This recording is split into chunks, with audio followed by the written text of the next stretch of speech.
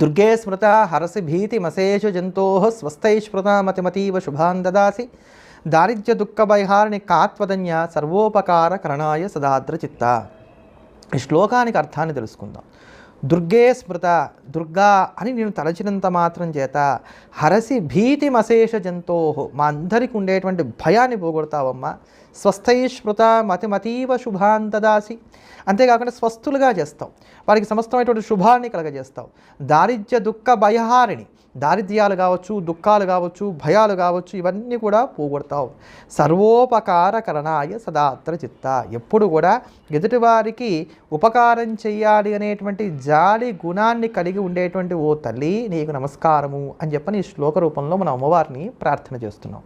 ఈ శ్లోకానికి అంటే ఈ మంత్ర శ్లోకానికి ఓం ఐం శ్రీం నమః అనేటువంటి వాటిని అనులోమ విలోమంగా చేసినప్పుడు ఇది చాలా విశేషమైన